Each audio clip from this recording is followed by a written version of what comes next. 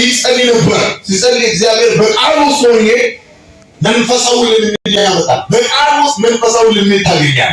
በምን ውስጥ ቃል እያነበብክ ነው፣ እየጸለይክ ነው፣ ግን መንፈሳዊ ልምምድ ያካሄድክ። ዋው እጅግ ፈርግና መንፈሳዊ ህይወት የምንለውጠው በቃል ነው። መንፈሳዊ ህይወት የምንለውጠው በጸሎት ነው። ዛሬ አንድ ሰው ሳይለውጥ አይወጣም። አሜን።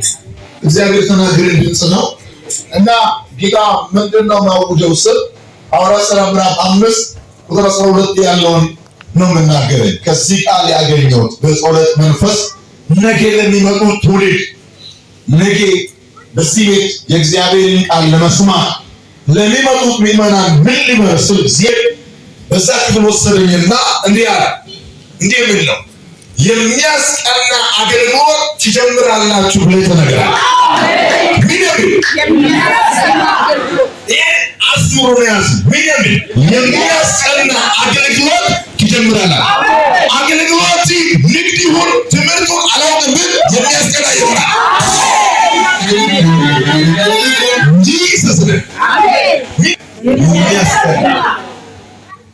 የሚያስቀና አገልግሎት ትጀምራላችሁ። ስለዚህ ትጀምራለሁ። በህይወት ላይ ፕላን ያለው ቀናለ እሱም ያንካለው የሚያስቀና ኃይል ይዘቶታል። አሜን። የሚያስቀና ኃይል፣ የሚያስቀና አገልግሎት፣ የሚያስቀና በረከት ሐዋርያት ሥራ ምዕራፍ 5:12 አንብብና በዚህ ክፍል እያብራራን መሄድ እንፈልጋለን። እግዚአብሔር ቃል እየሰማን እንሄዳለን። ክፍሉን የከፈተ ሰው አለ። ኩባው ድል መስጠት ፈልጋል። ድል መስጠት በኢየሱስ ማነቃዋለሁ።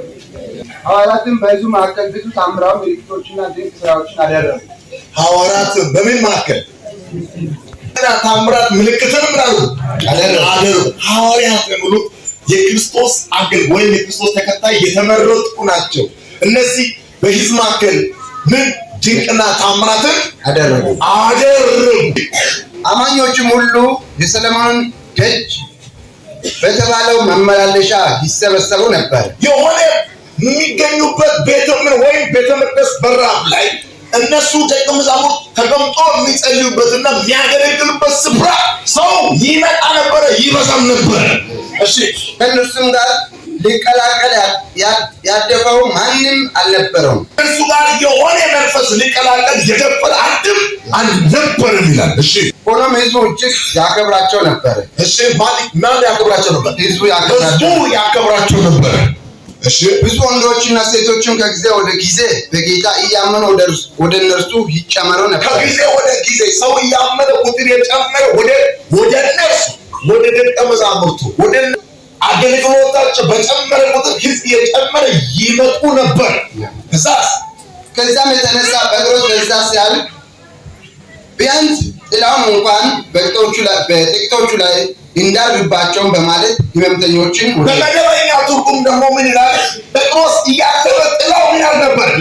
ይፈውሳቸው ነበር። የማን ጥላ? የጴጥሮስ። አቤት አቤት! አንድ ሰው ከስለት አንድ ምልክት ይዘው ነው። አሜን። እዚህ ቀጥሎ ይሄ ነው የሚያስቀና አገልግሎት ይሄ ነው።